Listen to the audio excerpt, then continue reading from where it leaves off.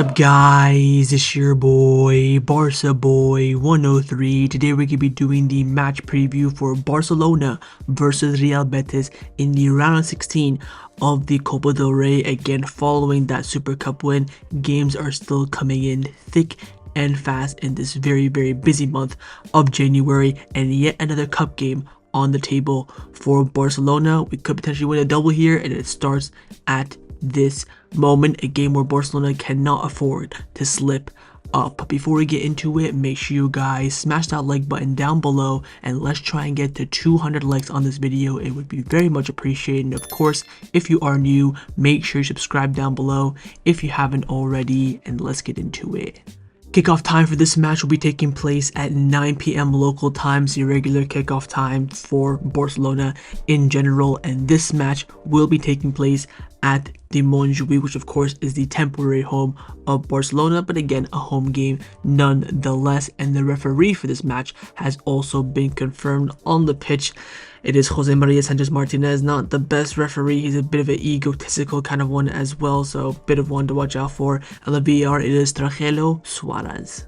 Let's now take a look at our opponents in Real Betis. Of course, they're a very good team on paper with a lot of former Barcelona players on their team as well. Now, the last time they faced them was just about a month ago in the league away at the Benito Villamarin, very difficult stadium, where Barcelona did draw the match 2-2. Now, it was a very even game, and we did concede in the 90th minute to of course drop 2 points, which was very disappointing on the day. Lineup is on the right hand side there. We probably will see a very similar team, if I'm being completely honest, but again, it shows how good Betis are again on paper. They made the game very difficult, as we all know. We still kind of grafted our way into it. The Lewandowski goal is probably the best goal we've scored this season to this day. The Ferran goal was a bit lucky. Those Celso penalties, so it was very much a controversial game where Barcelona probably just edged it in terms of earning the 3 points, but only walked away with 1. Now, if you take a look at Real Betis' last 5 matches in all competition, in the last match, it also won by the lid 1-0. They won their Copa del Rey round 32 match against Huesca to, of course, get to this point 1-0, drawing 1-1 with Rayo Vallecano, beating HJK in the Europa Conference League 1-0, and beating Villarreal 2-1. I want to take a look at the last 3 league games. Of course, the Copa del Rey game, they made full rotation. I think it was actually Victor Roque who got the goal, and after that, it was just they had a few slip-up moments, but in the end, they got the result. I think Roque scored pretty early as well. But let's take a look at the last 3 league games. Firstly, is that 2-1 win against Villarreal. I did actually watch this game back before the Christmas break, because it was a good game on paper. I believe it was Lo Celso with a crazy free kick to end up getting the win for Betis. Very even affair. Villarreal were on top. I think they scored 1 or 2 goals that were offside as well. They had a red card, Chimi Avella, with a very terrible tackle at the halfway line very early on in the game as well, around the 30th minute mark. So they did play the majority of this game, Betis with 10 men, and despite that, they still got the 3 points. Betis are a team this season that tends to perform against the good teams, but tend to underperform against the weaker teams. And we do see it here in their next match, 1-1 against Rayo Vallecano. Of course, Rayo Vallecano are a decent team, but Betis should be beating them, especially at home. And so getting the goal very early on. Then, of course, they conceded early on in the second half and couldn't break the deadlock yet. Again, same system, very similar with the same personnel as well. Not too many changes from Betis. Again, Victor Roque and main starter for them now. Abdi, former Barcelona player there. Marc Bartra, former Barcelona player as well. So they're still a very good team, but still are not getting over the line. And their last match in all competition was a 1-0 loss to relegation candidate Real Valladolid. Very embarrassing loss from Betis. And again, of their 2 games this season, that was one of them where they did lose. They, of course, played on Saturday. We played on Sunday, so not too much of a turnaround in terms of rest. We, of course, had to travel from country to country, but they didn't. But again, them losing that game, that's their first actual game this season. Huesca, if you want to count it, sure. But they losing to Valladolid is absolutely crazy. Did not watch this game. I watched the highlights again. Betis had chances but could not convert it. Some players are on it, some players weren't. Bacambu starting ahead of Victor Roque in this game, and they couldn't break down relegation candidates Real Valladolid. Keep that in mind. I don't think Betis even deserved a draw in this game or a win. Valladolid, wouldn't say with a better team, but they scored their chances. They defended well, where Betis' attack were very much nullified. So overall, final thoughts on Real Betis. I would say they're a very, very good team on paper, especially for the caliber that we do have in La Liga. Their squad depth is fantastic. They do have players to look out for sure, especially those former Barcelona players. They're very well managed by their manager, Manuel Pellegrini, who is experienced. Again, it's a cup game. Anything can happen, and they have the players to produce, not magic, I would say, but definitely damage to this team. A team that could be, on the high a little bit, a bit distracted. They had the players to, of course, exploit that. And we saw that, of course, in the first game when they made it rough. Chimi Aveli, Victor Roque, Lo Celso will miss this game. Big miss for them. But Isco is back in the team. The defense, again, Marc Bartra. They have options at fullback as well. It's a good team, but the cohesion in it just seems to be a bit off, and hopefully Barcelona can exploit that. Again, good team in terms of players on paper, but system-wise, definitely able to be got at. But again, with the players that they do have, they can definitely get at us as well. Now, in regards to injury updates heading into this match, we do have two big injury updates in regards to our center backs. Firstly, of course, Inigo Martinez, that come off against Real Madrid in the final. It was rumored that he was going to be out for about 5 weeks. The club did confirm this morning that tests conducted that Inigo Martinez has suffered a right hamstring tear, and he is expected to be out for about 4 weeks. Timeline isn't too bad, of course. In that 4 weeks, we will be playing about 8 to 9 games, which is going to be missing a lot of games. Not really anything big, I would say. We have, of course, 2 Champions League games, Benfica and Atlanta. We're basically already qualified. We're just basically playing for money at this point. But we have a few little tricky games in the league in Spain, which again, he'd be nice to have him for. But big miss. We, of course, have the inclusion and recovery center back as well, hopefully, of Andreas Christensen. There are reports coming out saying that he is expected to get the medical green light this Saturday against Getafe, and Hansi Flick did confirm this in his press conference as well. But again, with Christensen coming back for the first time in about half a year, 6-7 months, he's gonna need a couple games to get back into the rhythm, get back to juice like Gabby did, like Frankie did, like Araujo did. So don't expect him to come in and playing straight away. Probably gonna be off the bench a couple times. I think we'll have fully recovered Christensen last week of January, first week of February-ish, somewhere around there. Good to have him back though, but unfortunate on the injury, missing out on Inigo for about the next 4 weeks. Let's now take a look at the press conference reaction of the Football Club Barcelona president, Joan Laporta, who did speak this morning ahead of Hansi Flick. You're probably wondering, Barca boy, why are we talking about Laporta? This is a match preview. This interview and this press conference was crazy. I have to talk about it. It is very long, but I'm going to absolutely speed run through it because the quotes that he dropped in this presser is absolutely sensational. Of course, this presser was all about transmitting transparency about the Dani Olmo and Pau Victor situation for the first, of course, 10 to 9 days of January. Let's crack right into it and not waste any time. He started off the press conference by saying that Barcelona, we are finally back in the 1-1 rule. We can now sign players with no more processes. We can now are able to register as well Dani Olmo and Pau Victor, and we'll have a new stadium, of course, coming soon. That's kind of his monologue to begin with. He then went on, of course, an absolute rampage. We have been attacked by land, sea, and air from the outside and some from the inside. We have tried to create an incohesion story that has nothing to do with reality. There is no coincidence that whenever Barcelona returns to the forefront of world football, many parties supported by various media outlets appear to try to impose a disgraceful narrative that has nothing to do with reality. We suffered a lot, but we did not give up. Most of the club socios understood that this was an attack on the crest, and the crest can't be soiled. I cannot allow anyone to take advantage of criticizing me to criticize the team or the club. It will not happen. In recent weeks, we have to come out even stronger. It will take more than just to destabilize a club that has more than 125 years of history. So we start off with that, saying that we've been attacked over the past 9 days. I'm not gonna let that happen, whether on the president, to the club, to the players, whatever the case may be. Came out strong, defending straight away. Then came the transparency. We presented the documents for Dani Olmo and Pau Victor on December 27th, not 31st, not January the 1st or 2nd, December 27th. On the 28th of December, the 29th, the 30th, La Liga asked us for more documentations. On the 31st, we validated everything. They didn't ask for anything more. We presented the extension of the 2 players' licenses with the RFEF, the federation, and they told us there will be no problems. So all you absolute cretins in my comment sections during that time, Laporta doesn't know what he's doing, he should resign, we need to have an election, you absolute effing twats, the lot of you. I told you, this man knows what he's doing.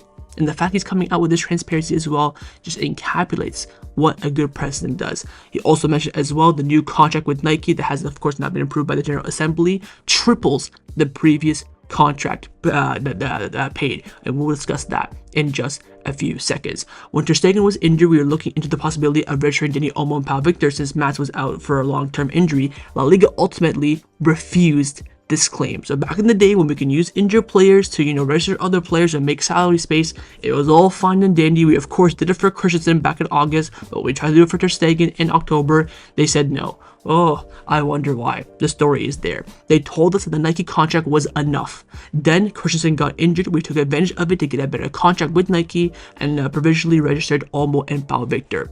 So he was going to sign a Nike contract in the summer. But the Christensen injury was a lifeline. Okay, we can use Christensen's space to register Dani Olmo and Pau Victor, or we can focus more on getting in a better contract with Nike. So he was about to approve the Nike deal, of course, to get back in the 1-1 rule, register Olmo and Pau Victor, but since Christensen got injured, he saw it as an opportunity. We didn't sign the Nike contract in the summer because we knew we could improve the terms with Nike. I'm talking about 300 million more. So by waiting and using the space of Christensen to temporarily register Pau Victor and Dani Olmo, Barcelona ended up securing an extra 300 million euros in negotiations with Nike over the next 2 months. That is astounding. So basically, the injury of Christensen earned Barcelona an extra 300 million euros. And people are telling me he doesn't know what he's doing. Fucking hell, man. 2 years ago, they did the same thing with us with Gavi, and now justice is going to rule in our favor. Again, we already knew about the story with Gavi. He played what number 30 and 6 about 8,000 times during the double season. Since February 2024, we have been working on the transfer of the rights to operate VIP boxes. Not the second week of December, not last second, since fucking February. You absolute freaking tools. We will have more than 9,400 VIP boxes, and we have transferred less than 5 of our current VIP boxes. So the deal that we have secured for the VIP boxes recently is only 5% of the 9,400 that we do have. So it's not all of it. Like people are reporting, oh, we sold all of our VIP boxes for 100 million. He said we only sold 5% of it. I mean, it's just astounding. One of the companies was able to pay the operation with us around 360 of the VIP boxes, and the other 75 has not been paid yet. And again, this is not even 5% of the 9,400.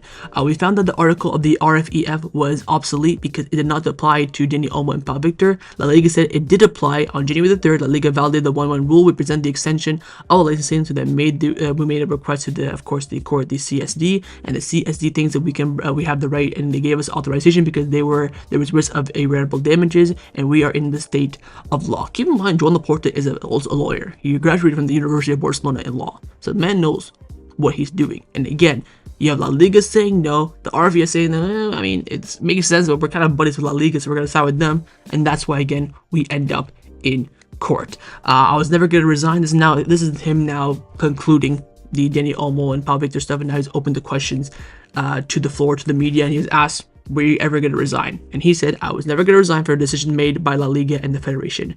We don't give up, but they tried to disable the club. The players and the manager reacted. We won the Super Cup, and I really value that a lot. We were destabilized by in the middle of the competition, both by the players and coaches. Did you see how they responded on the pitch? It was fantastic. People thought that I was going to resign by a wrong decision by La Liga. The opposition didn't learn and wanted to destabilize the club. Of course, now he's responding to Victor Font, that bloody guy that sells pizza for votes. I forget his name, don't even care about his name. So of course, both came out during this moment calling for Joan Laporta to resign in the middle of this situation, saying that he has to resign, He's now saying the opposition didn't learn and wanted to destabilize the club. Everyone wanted a motion of censure to, of course, kick him out, and I already done it for the exceptional cases, always defending the club's interests, and this wasn't the case. He embarrasses both of them, saying that at the worst time where the club needed defending and needed time to resolve the situation, you both came and not only attacked me, but attacked the club. Shame on them. He's absolutely spot on, and this is why I never talked about any of my videos about the censorship coming up. People were saying that, oh, they're gonna get enough censorship. Bullshit. Because there's some dumb Barca fans out there, let's be honest. But the majority of them are not, thank God. So that's why they were never going to get any votes. And of course, 1 week later, he dropped the motion and said, so he had no votes anyways. The players and their families suffered from this, of course, referring to Paulo Victor and Dani Olmo. When we told them we will register them because legally we are right, the players were worried about, but they behaved very well. They didn't cause problems for the group. We told them everything that was happening, but it didn't depend on us. Fortunately, justice was served. The CSD legal services saw that our arguments were sensible, and I think our legal team, they were extraordinary. He did not ask about the quotes from Raphinha. I remember when I reacted to the quotes from Raphinha for the Bilbao press conference match preview, I said, not that big of a deal. We're back in the one rule. I don't think Raphinha means it literally.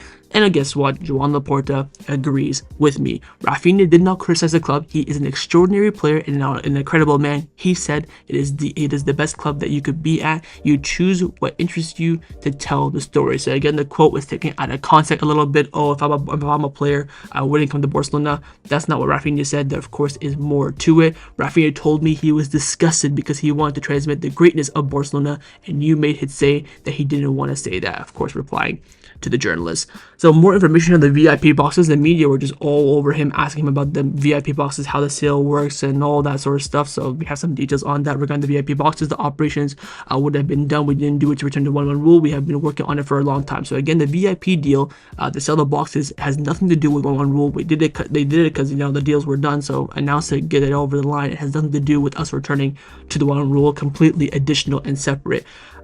We made the calculation that we would lose money, but no, we received 100 million. In addition, we continue to receive from the VIP boxes that represent less than 5% of the VIP boxes, which did not exist beforehand. These VIP boxes didn't ever exist before. The standard does not specify that we must demonstrate having received the money. This is not true. We were able to demonstrate having received the money on one of the companies, and the other one we had to wait, of course, till January the 3rd, of course, that day that we were waiting for, while the operation had been carried out before the 31st. We're saying that we did not have to prove the funds coming in, but La Liga asked for it. So the first one came in time for the 31st, but the other one came in only for January 3rd, which of course was the two funds to bring in. And again, this deal does not have anything to do with us being in the 1-1 rule, but again, La Liga on our ass. There's an investor from Qatar who paid 30 million to have the exposition of the VIP boxes. We received all the cash. The other ones was 70 million that we were supposed to receive at least 40% of that amount. We received that on the 3rd in the morning. And then as Javier Tebas, you have beef with him. Look, I don't want to name anyone. Everyone acts as they feel. First, they attack us, and then they ask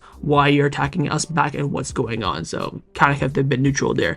In September, we had an agreement with Nike. If we signed it, we would have gone back to the 1-1 rule. It said that we had an alternative with Dani Olmo and Paulo Victor with Christensen's injury, so we negotiated more with Nike to get more money. In the end, we got a much better deal. So again, the plan was sign the Nike deal in August to get back to the 1-1 rule, register Dani Olmo and Paulo Victor via that route. But since Christensen got injured, he decided to use that space to register Dani Olmo and Paulo Victor temporarily and get a better deal for Nike before January and then register them permanently. Again, the plan is flawless. It's exceptional. It earned us 300 million euros more than before. The contract with Nike was not good enough. We had to take back control. This is to talk about way in the beginning on the mono branding. We removed the penalties in case non-titles. The contract was almost similar to 2010. You can't imagine. I said that we had to change it, and in the end we did. Of course, that's why there's a lot of beef back and forth with Nike back in like February, March, April of 2024. I can say the club did not take the position that we saw that we were right, and I thank them. We want to be rivals on the pitch and off it as clubs. We respect each other and defend all of our rights. It's about all the other clubs coming out against Barcelona, some for us,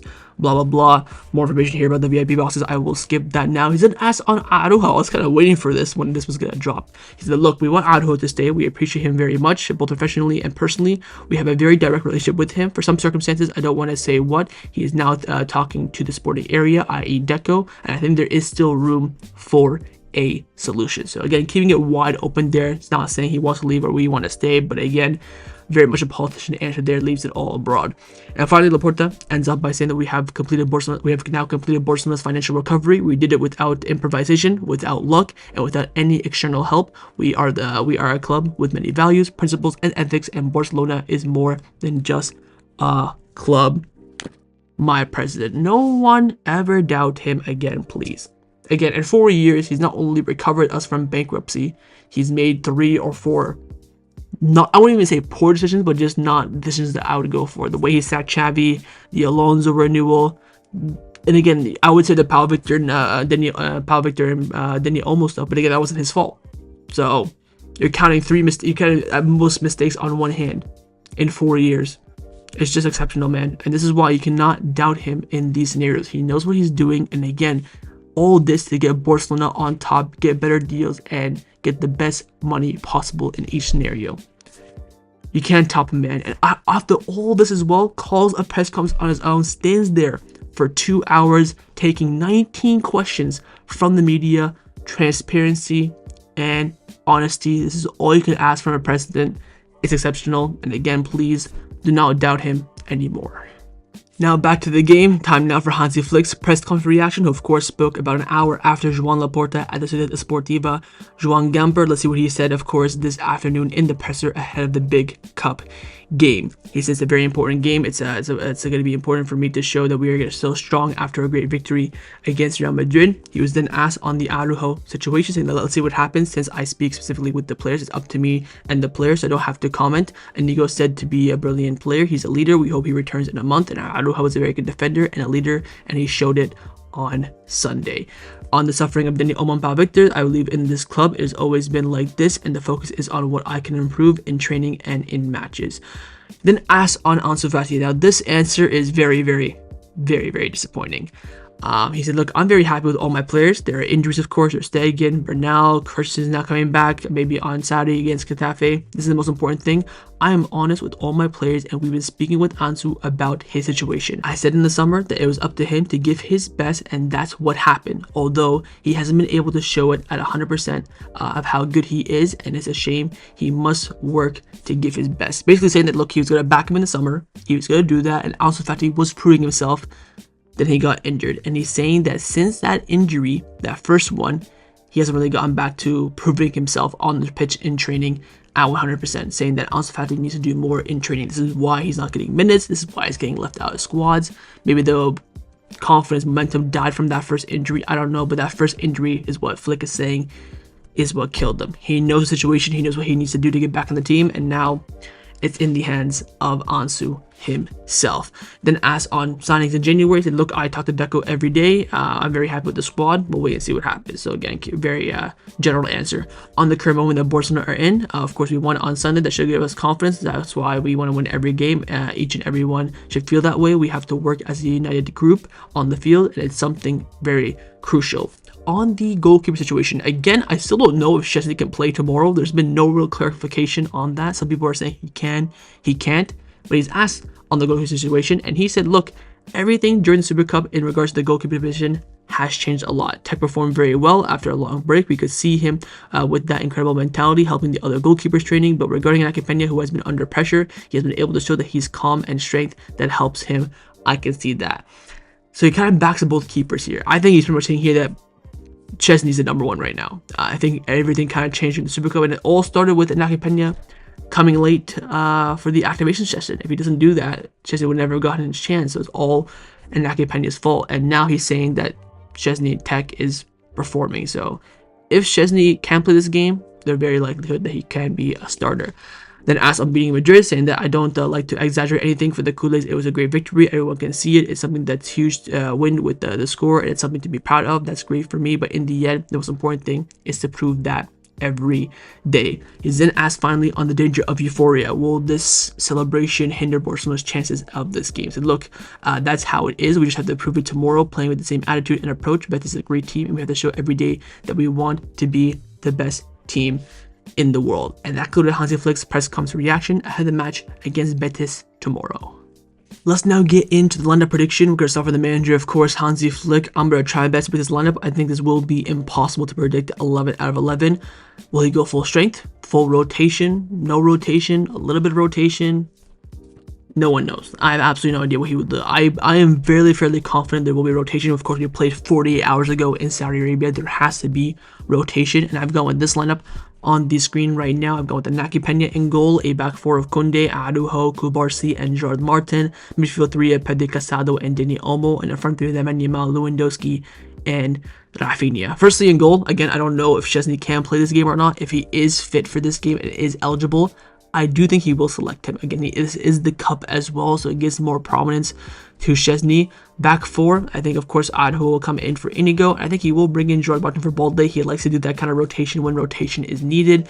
Midfield, take out Gavi for Dani Olmo. Front three stays the same. So the two rotations for me is Dani Olmo and Gerard Martin. I would be shocked if he does more than that. If he does no rotation, I wouldn't be shocked either. So we'll wait and see what he does decide. But I think definitely Gerard Martin is a good bank for this game. The rest is pretty, no, it's not pretty, but very unpredictable in my books. But this is the lineup that I think the Hansi Flick was left for this match. But of course, in the comments down below, let me know what you think Flick will go with. Now I'm going to show you guys my lineup, what I would do if I was a Barcelona coach. And I have gone a bit heavier on the rotation side for my team. I've gone with Szczesny in goal, a back four of Hector Fort, Araujo, Cubarsi, and Balde, midfield three of Eric Garcia, De Jong, and Dani Olmo, front three of Lemany, Pau, Victor, and Raphinha. So a few changes here for me. First in the back line, of course, Araujo comes in. I did want to rest the fullbacks. I decided to rest Kounde ahead of Fort. Again, Balde did not play against Barcelona. Kounde did, so I want to give Kounde that rest. I don't think Balde really needs it right now. And of course, I did like Hector Fort. He is now leaving. He's supposed to be playing tomorrow for the under-19 for Spain, but he decided not to be called to pull out of the call-up to be available for this game, so hopefully he does play it. Midfield, I think you gotta rest Casado and Pedri. They played too many games now. They both, of course, played a bit against Barcelona, both games in the cup. Rest them. You have De Jong, you have Eric Garcia, you have good depth in midfield. Use it. Dani Olmo in the 10. I've gone with the two wingers to stay. I know probably people would say rest Lemmy and rest Raphinha, but they didn't really play too. Of course, neither of them played against Barcelona. They had two intense games, of course, in Saudi. But I'd play them for this game, rest them after the hour mark. I've gone with Pau Victor ahead of Lua, because Lua, of course, did play against Barcelona, so to give him a little bit of that rest. Don't want to risk, injuries for him. I think this team is definitely capable of beating Betis. Even if Betis do go full strength, they're at home as well. Very balanced team with good players, and again, you have those options off the bench as well. But this is the lineup that I was left for this match, and of course, in the comments down below, let me know if I pick my lineup or Flick's lineup. Time now for my score prediction. What do I believe the result will be in this match? I've gone Barcelona winning this game by 3-1. I think it will be a tighter game than people expect. I think this is going to be a very tight 3-1 win. I think we will definitely concede, because I mean, until I see us getting consistent clean sheets, I can't really back us getting clean sheets. I think we're just going to outscore Betis in the end. They haven't been a very clinical team this season, but they do score when they do need to. I think that it really comes down to Barcelona ourselves. I think we will create chances. I think hopefully the team will use the Super Cup as confidence and momentum going forward. You're at home as well. First home game of 2025. First home game since the Atletico Madrid defeat. The first home game after the Super Cup. You're going to be presenting the Super Cup as well. So hopefully the fans will be all on our side as well. That's how I kind of feel going into this game. 3-1 win. Very confident about the win. And hopefully we get a few goals on the score sheet as well. But of course, in the comments down below, let me know what you think the scoreline will be. So that was a match preview for Barcelona versus Real Betis in the Copa del Rey. Hopefully you guys enjoyed this video. If you did, of course, make sure you drop a like down below. And of course, in the comments down below as well, let me know your thoughts on everything we did discuss. Main thing I want to first see, of course, is your score prediction, and secondly, on those lineups. Firstly, would you rather pick my lineup or Flick's lineup? What do you think Flick will go with? What would you go with if you were the manager? Leave me all your thoughts down below, and of course, make sure you guys subscribe down below as well if you haven't already, and I will see you guys tomorrow for the live watch along. Set the reminder on the screen and come and join me and watch the game with me. Follow Chef the Match by my match review. So see you guys tomorrow. Big game ahead. Let's win another cup game and progress to the quarterfinals. Take care and Forza Barca.